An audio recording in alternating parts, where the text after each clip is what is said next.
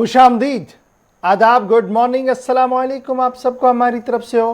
Programme आप देख रहे हैं जी सलाम जेके, और सलाम जेके में आप सबका जहां हम वालियाना इस्तकबाल करते हैं, वहीं पर आपको ये भी बताते चलें कि नई दिल्ली स्टेडियो में आज जिन खबरों को लेकर हम आपके सामने आए हैं उनमें कुछ बैनुल-अक़वामी सतह की खबरें हैं, कुछ मुल्क की सतह की खबरें हैं, और फिर कुछ बातें जो हैं वो जम्मू कश्मीर की भी हम करेंगे। और जम्मू कश्मीर इंतज़ामिया जब फ़ैसले लेती हैं तो कितने बड़े वो फ़ैसले होते हैं, और जब इम्प्लीमेंटेशन की बारी आती है तो कितना वक्त उसमें लगता है। यानी हर काम को कराने के लिए उम्र खज़र दरकरार है। वो क्यों हम ये बता रहे हैं, इसके लिए हम आपके सामने एक ख़बर ज़रूर रखेंगे, और उसके बाद कुछ और बातें भी आपके सामने करेंगे, इस उम्मीद के साथ कि आप हमारा साथ टीवी पर तो देंगे ही 10 बजे तक, आप सोशल मीडिया प्लेटफॉर्म का ज़रूर इस्तेमाल कीजिएगा। और सोशल मीडिया प्लेटफॉर्म का जब आप इस्तेमाल करेंगे तो याद रखिएगा, फेसबुक, ट्विटर, इंस्टाग्राम के साथ साथ आप हमारे साथ ज्वाइन करेंगे www.gulistannews.in पर भी, ताकि वहाँ पर आप खबर पढ़ेंगे भी और टीवी को बराह रास्त वहाँ पर देख भी सकते हैं। तो करते हैं जी खबरों की शुरुआत। और आज जो खबरों की शुरुआत करेंगे उससे पहले आपको बताएंगे कि नई दिल्ली स्टूडियो में हमारे साथ ज्वाइन कर चुके हैं गौहर कुचिया। बहुत बहुत शुक्रिया गौहर कुचिया हमारे साथ ज्वाइन करने के लिए। और सफ़र का आगाज़ करते हैं हस्बे वादा तारीख के मुताला से, यानी आज तारीख का आईना क्या कुछ हमें बताता है। शुक्रिया। तो आज दिन की शुरुआत करेंगे तारीख में आज के दिन के हवाले से, और सबसे पहले हम बात करेंगे आज ही के दिन 1574 तुर्की की फ़ौज ने ट्यूनिस पर दोबारा कब्जा किया। यानी कि वो आज ही का दिन था 1574 जब तुर्की की फ़ौज ने ट्यूनिस पर दोबारा कब्जा किया है। और आज ही के दिन 1788 न्यूयॉर्क शहर अमेरिका की पहली राजधानी बना है आज ही के दिन। और सन 1971 वर्ल्ड हॉकी एसोसिएशन की तश्कील अमल में लाई गई है। और आज ही के दिन 2009 चांद पर बर्फ तलाश करने का इसरो नासा का मिशन नाकाम हुआ है, वो आज ही का दिन था। और आज ही के दिन 1922 स्पेन में फौजी तख्ता पलटा, ट्रेड यूनियनों पर 10 साल तक की पाबंदी आयद हुई है, वो आज ही का दिन था। और आज ही के दिन 2002 में इजराइल ने फ़लस्तीन में गज़ा पट्टी पर हमला किया था। ये आज ही के दिन की बात हम कर रहे हैं, साल 2002 में जब इजराइल ने फ़लस्तीन में गज़ा की पट्टी पर हमला किया था। चलिए जी बढ़ते हैं जी आगे। अब ज़रा खबरों की शुरुआत करते हैं, और सबसे पहले खबर वो बताते हैं आपको जो आलमी इदारों ने काफ़ी बड़ी अहमियत के साथ ली है, क्योंकि अलकायदा पर आज से 20 साल पहले वॉर अगेंस्ट टेरर का नारा दिया गया था, और ये कहा गया था कि जो बड़ी लीडरशिप है और अलकायदा जो है वो जनाब अब मुकम्मल तौर पर ख़त्म तो नहीं हुई है, लेकिन कमर टूट चुकी है और अब वो इस तरीके का काम नहीं कर सकती हैं। लेकिन कल एक अचानक से एक वीडियो सामने आया है जिसमें अलकायदा के चीफ अमन अल ज़वेरी जो है वो दोबारा से एक वीडियो के अंदर दिखे गए, जिसमें उन्होंने 9/11 हमले के हवाले से भी बात की, और मुस्तकबिल का कुछ है, यानी किस तरीके से अलकायदा आने वाले दिनों को देख रही है, उस हवाले से भी उनकी बात जो है वो सामने आई है। और ये वीडियो सामने आने के बाद एक बार फिर उस खबर पर जो पहले आई थी कि आज से 5-6 महीने पहले आई थी कि अमन अल ज़वेरी इस दुनिया में नहीं रहे, वो मारे गए हैं या वो मर चुके हैं, उस पर सवाल उठे हैं, क्योंकि खुफिया इदारों ने लगातार इस बात की तस्दीक की थी कि अमन अल ज़वेरी जो है वो अब जिंदा नहीं रहे हैं। लेकिन कल अचानक से उन्होंने अपना वीडियो पैगाम जारी कर दिया, जिस वीडियो पैगाम में उन्होंने यरूशलेम के हवाले से साफ कर दिया कि वो यहूदियों के तसल्लुत में है और वो उनका दारुल खिलाफा नहीं रह सकता। यानी फ़लस्तीन और इजराइल के बीच अब एक और बारीक लाइन जो है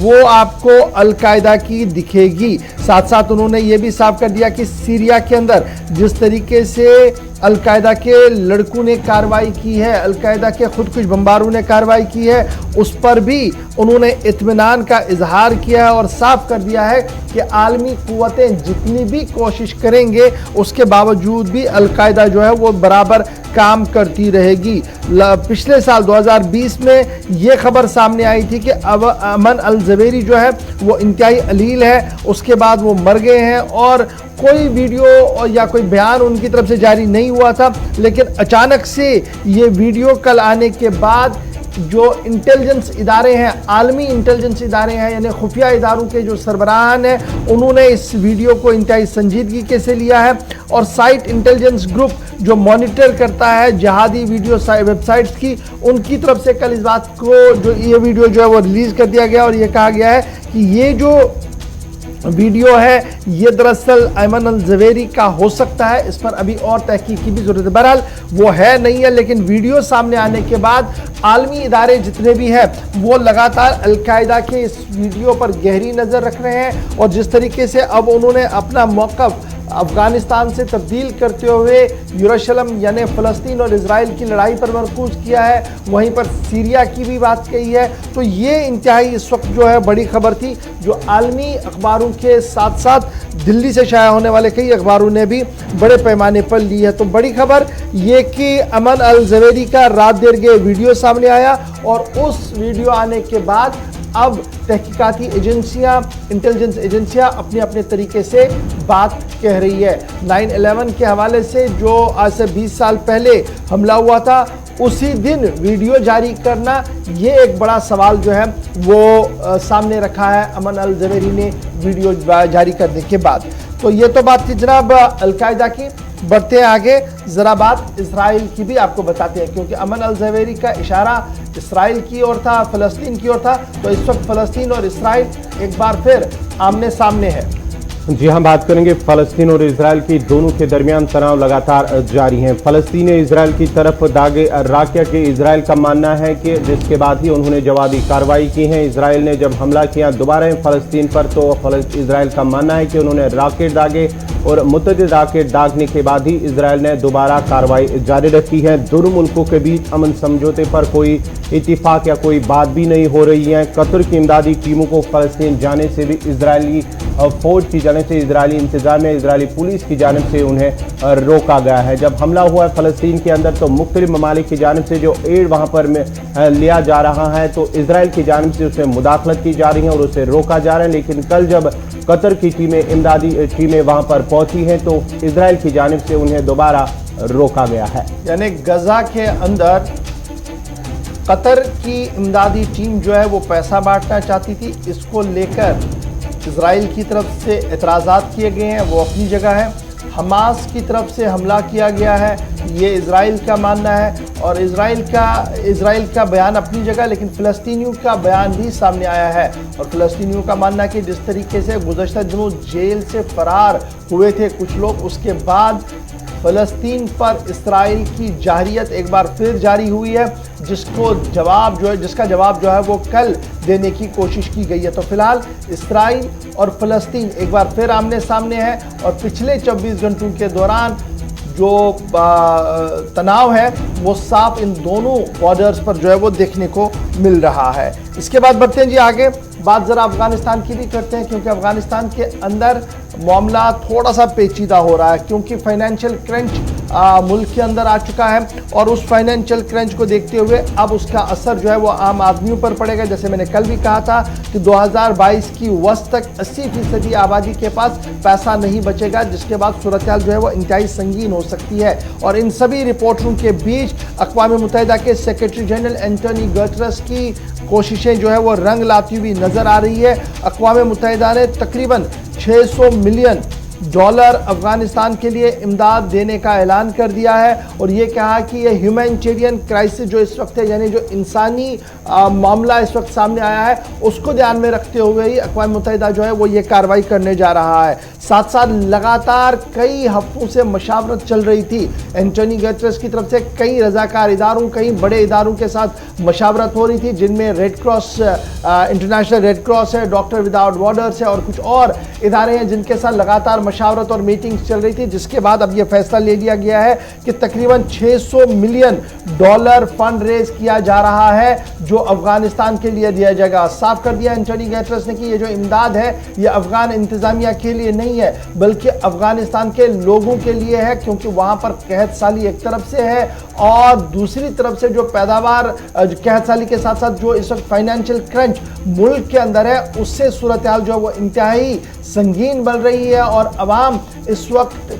काफ़ी परेशान है, उन्हें उन परेशानियों से निकाला जाए। इसलिए अक़वाम मुत्तहिदा जो वो तकरीबन 600 मिलियन US डॉलर्स की इमदाद जो है वो अफ़गानिस्तान को बराह रास्त देगा, ताकि वहाँ की आवाम को थोड़ी सी राहत जो है वो मिल सके। अब ये याद रखिएगा कि अफ़गानिस्तान के अंदर इस तरीके की सूरत हाल पैदा क्यों हुई। तालिबान के टेक ओवर करने के बाद जो इंटरनेशनल मॉनिटरिंग एजेंसियां हैं उन्होंने पैसा रोक दिया, अमेरिका ने अपना हिस्सा रोक दिया, जिसकी वजह से सूरत हाल ये बनी कि वहाँ पर जो बचा कुचा था पैसा वो भी बाहर चला गया था, लोग बाहर जा रहे थे, और तालिबान के लिए इस वक्त अपनी हुकूमत चलाने के लिए भी उतना पैसा नहीं है कि वो अपने मुलाजमीन को पैसा दे सके। यही वजह है कि मुल्ला बरादर से लेकर दीगर लोग जो है वो अक़वाम मुत्तहिदा के मुख्तलिफ इदारों के साथ बराबर राब्ते में है, इंसानी हुकूक तंजीमों के साथ राब्ते में है, और आलमी इदारों के साथ साथ पाकिस्तान समेत तुर्की, कतर और दीगर मुल्कों से अपील की है कि अफ़गानिस्तान के अंदर क़याम अमन और अफ़गानिस्तान को बाइख्तियार बनाने के लिए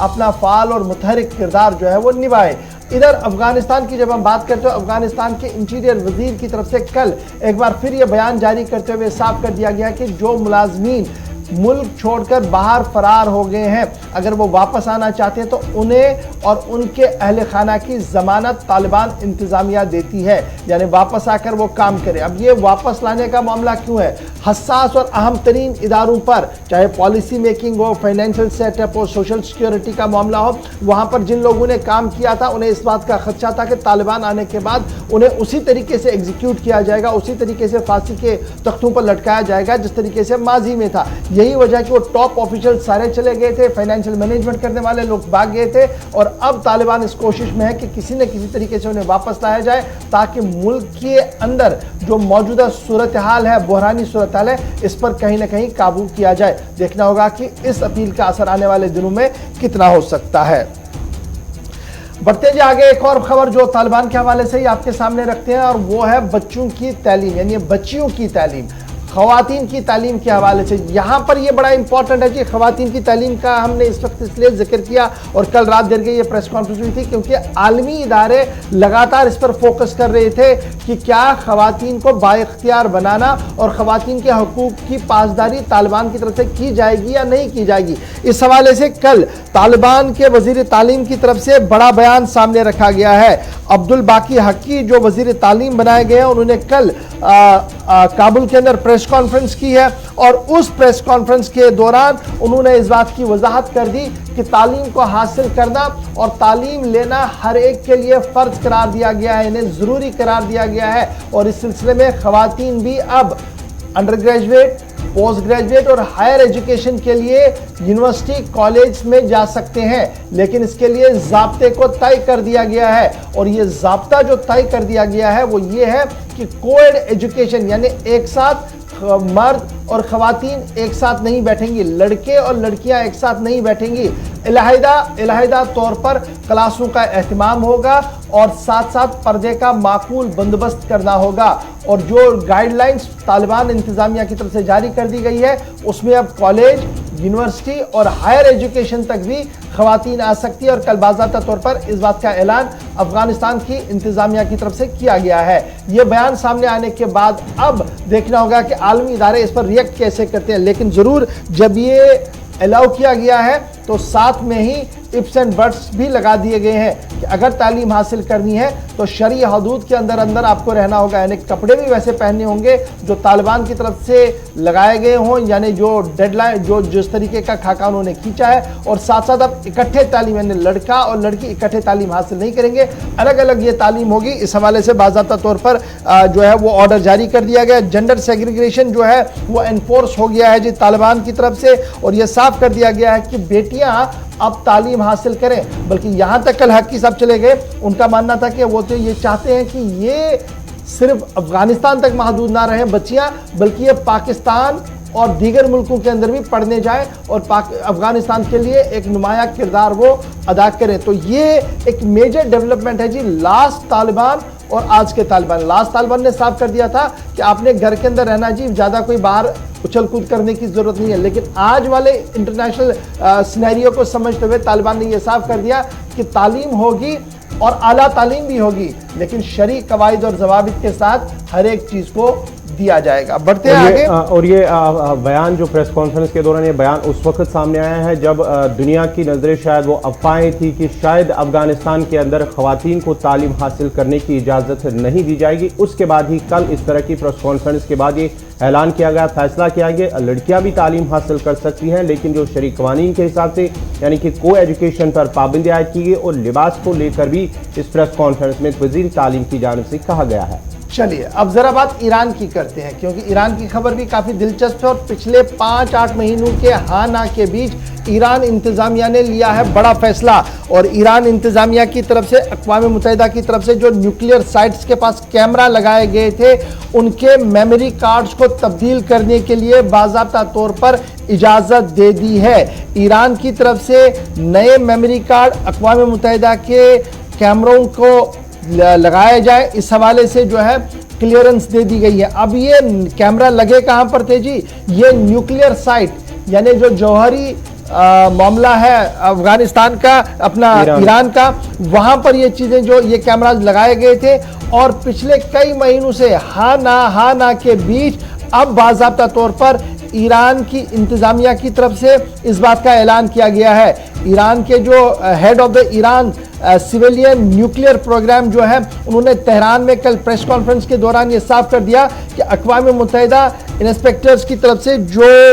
कैमरा नस्ब किए गए हैं सर्वेलेंस के लिए, उन कैमराओं के अंदर मेमोरी कार्ड्स को तब्दील करना लाजमी है और अब बाज़ाब्ता तौर पर इन्हें इजाज़त दिया जा रहा है। मोहम्मद इस्लाम की तरफ से ये बयान जो है वो रात देर के जारी कर दिया गया और कहा गया कि director general interior atomic energy agency के साथ बाज़ाब्ता तौर पर राब्ता करने के बाद इसे क्लियरेंस दे दी गई है। लास्ट ईयर फरवरी के अंदर ये मामला जो है वो सामने आया था और ईरान ने रेस्ट्रिक्टेड कर दिया था IAEA को कि वो इंस्पेक्टर के तौर पर आए, सर्वेलेंस फुटेज को ले या वहां पर सर्वेलेंस को कंटिन्यू करे। लेकिन अब फरवरी के बाद आज उन्हें क्लियरेंस दे दिया गया और रात देर गए ईरान की तरफ से यह क्लियरेंस जो है वो दे दिया गया। अब माहिरीन क्या कुछ कह रहे हैं? माहिरीन का मानना कि ये जो 5-6 महीने का वक्त था ये ईरान के लिए ब्रीदर टाइम था और इस ब्रीदर टाइम के दौरान उन्होंने बहुत सारा काम जो है वो किया होगा और अब जब नए सिरे से कैमरा वहां पर चलेंगे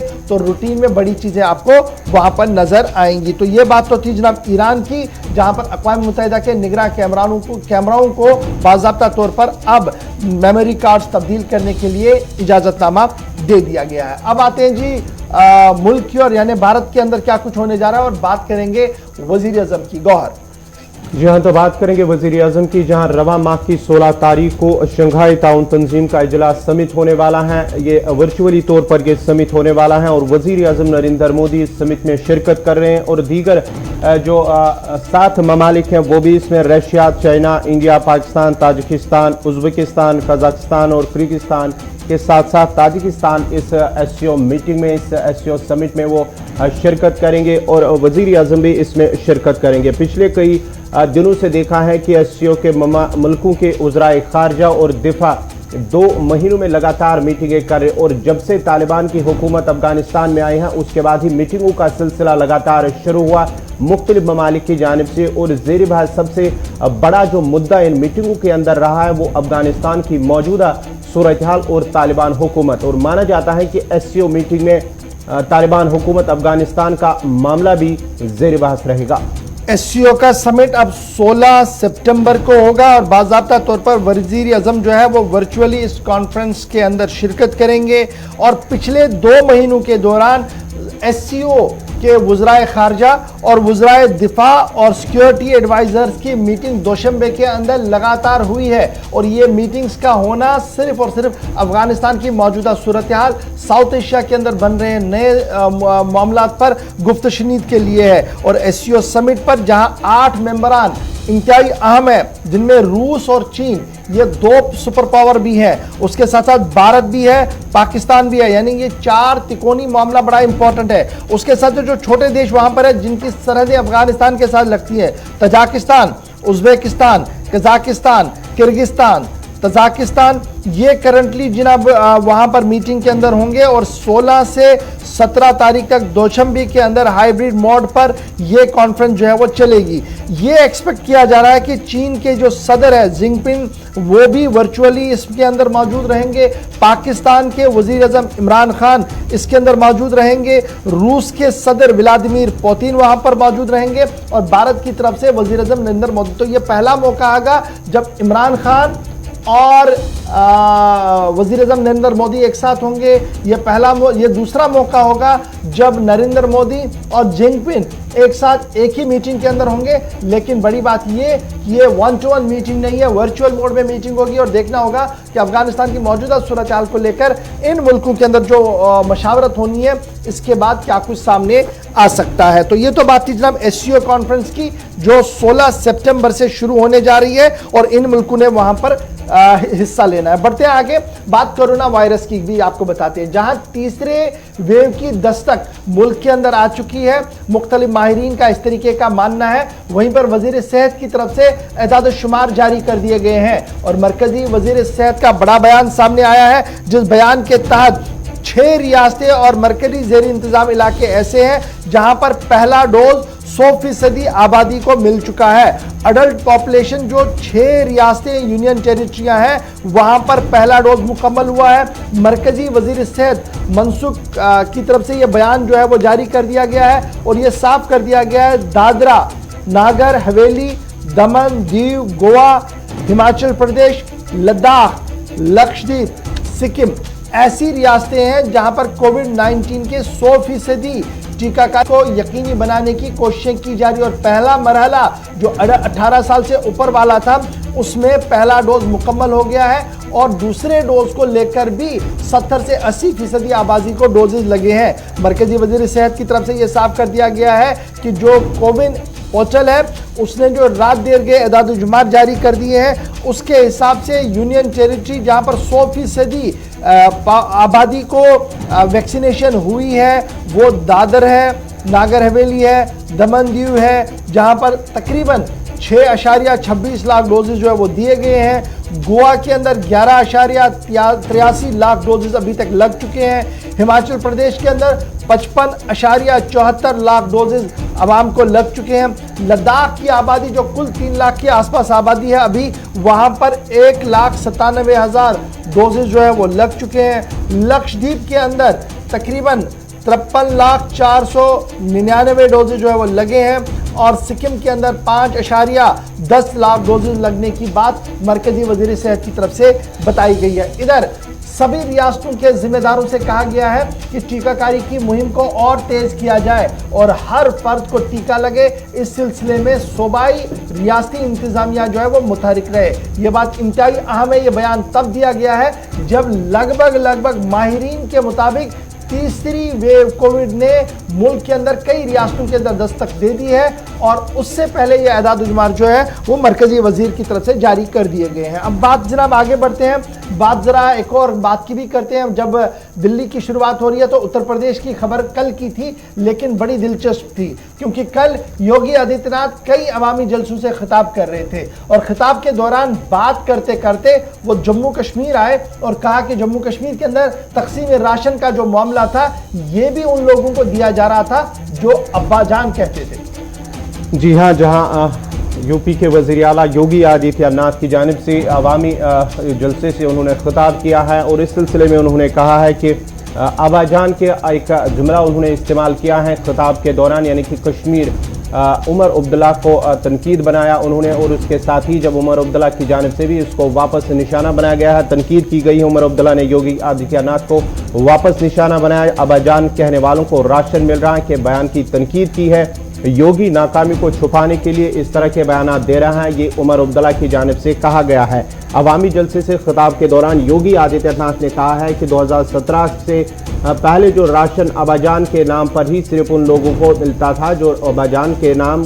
यानी कि उमर अब्दुल्ला को उन्होंने इस हवाले से तनकीद का निशाना उन्होंने तनकीद की है उसकी। उसके बाद ही उमर अब्दुल्ला ने वापस उसके तनकीद का कहा कि अपनी नाकामी को छुपाने के लिए इस तरह के बयानात दे रहा है क्योंकि यूपी से लेकर कश्मीर की बयानात ये कहीं ना कहीं दर्शाता है कि योगी अपनी नाकामी को छुपा रहा है। यानी उमर अब्दुल्ला बनाम योगी आदित्यनाथ की जंग जो है वो सोशल मीडिया पर शुरू हुई है, क्योंकि कल उन्होंने कहा कि साल 2017 के पहले और उसके बाद जब तकसीमी राशन हुआ करता था तो वो लिसानी और मजहबी बुनियादों पर किया जा रहा था और एक कसीर आबादी को इससे दूर रखा जा रहा था। और उस पर पलटवार करते हुए उमर अब्दुल्ला का बयान और ट्विटर पर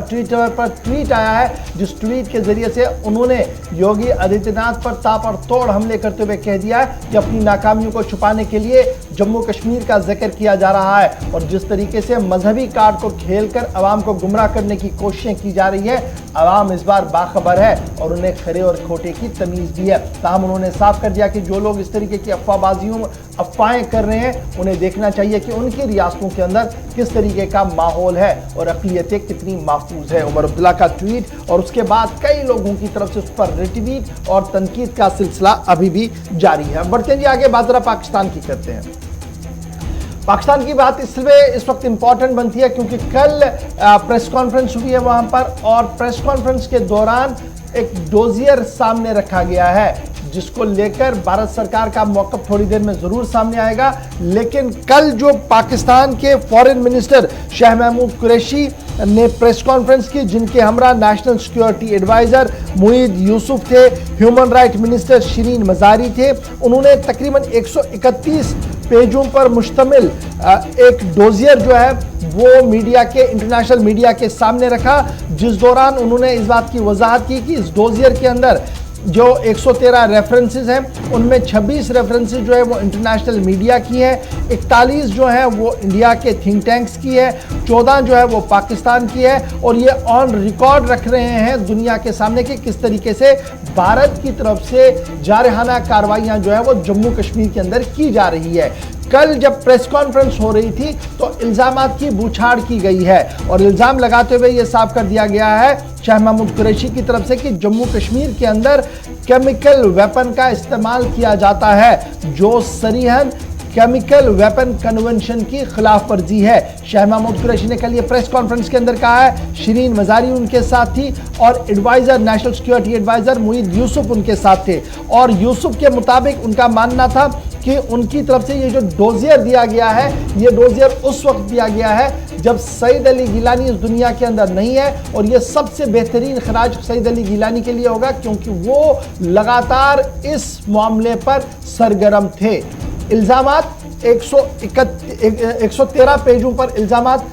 लगाए गए हैं पाकिस्तान की तरफ से। ताहम आपको ये भी याद होगा कि जब भी पाकिस्तान की तरफ से इस तरीके का मामला उठाने की कोशिश की गई तो भारत सरकार या वजारत खारजा की तरफ से जो बयानात है वो ज़रूर जारी होते हैं, आज भी बयान जारी होगा, लेकिन ज़रूर ये कहा जा रहा है कि जम्मू कश्मीर का मामला जो है वो इंटरनल इशू है, यानी भारत का अंदरूनी मामला है और पाकिस्तान को इसमें मुदाखलत की किसी भी तरह की ज़रूरत नहीं है और ना ही भारत सरकार की तरफ से इसको इजाज़त दी जाएगी। आपको याद होगा कि अगस्त के महीने के बाद ये पहली प्रेस कॉन्फ्रेंस 21 अगस्त के महीने के बाद जब जम्मू कश्मीर को 2 हिस्सों में बांटा गया और उसके बाद पाकिस्तान की तरफ से ये पहली और बड़ी कोशिश की गई है जिसमें 131 सफ़ात पर मुश्तमिल डोजियर जो है वो बैनुल-अक़वामी मीडिया के सामने रखा गया है। इधर मुईद यूसुफ के मुताबिक ये डोजियर सिर्फ मीडिया के लिए नहीं है बल्कि अक़वाम मुत्तहिदा और उन इदारों तक इस डोजियर को पहुंचाया जाएगा जहां पर भारत सरकार की तरफ से लगातार ये कोशिश की जा रही है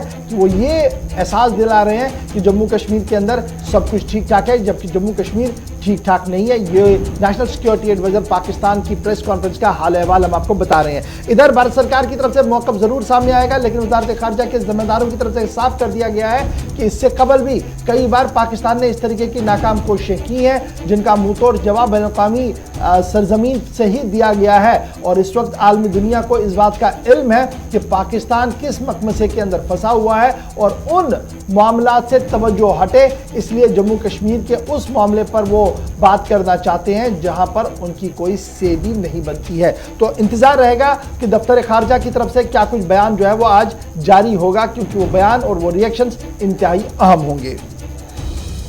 इसके बाद जनाब एक और बड़ी खबर की ओर आते हैं, और बड़ी खबर इसलिए बड़ी इंपॉर्टेंट है, मैंने पहले ही कहा था कि आज थोड़ी सी बातें जो है वो 1 to 1 करेंगे और इसके बाद हमने ब्रेक पर जाना है। लास्ट खबर आएंगी, उसके बाद ब्रेक पर जाते हैं जी। बात दफ्तर खारजा की हो रही है, यानी मिनिस्ट्री फॉर एक्सटर्नल अफेयर्स की, गवर्नमेंट ऑफ इंडिया की। तो खबर ये है जो आज एक बड़े अंग्रेजी रोजनामे ने छापी है, उसके मुताबिक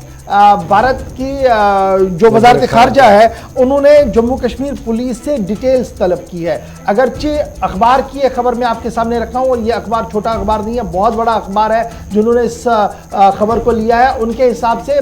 दफ्तर खारजा जो भारत का है, मिनिस्ट्री फॉर एक्सटर्नल अफेयर्स, उन्होंने जम्मू कश्मीर पुलिस से डिटेल्स तलब की है। अब ये डिटेल्स कौन सी तलब की है, ये बड़ा इंपॉर्टेंट है। माना जा रहा है कि जब सईद अली गिलानी का इंतकाल हुआ था, जो 92 साल की उम्र में थे, और 1 सितंबर को उनका इंतकाल हुआ था, उनके इंतकाल से उनके सुपुर्द लहद तक क्या कुछ हुआ है, एक क्रोनोलॉजी मांगी है वजारत खारजा ने जम्मू कश्मीर पुलिस से। अगर जम्मू कश्मीर पुलिस के जिम्मेदारों की तरफ से अभी तक इस पर कोई भी ऑफिशियल स्टेटमेंट नहीं दिया गया है, लेकिन अखबार के मुताबिक ये बड़ा इंपॉर्टेंट है। और ये सीक्वेंस ऑफ इवेंट जो मांगे गए हैं, शाम 10:30 बजे से सुबह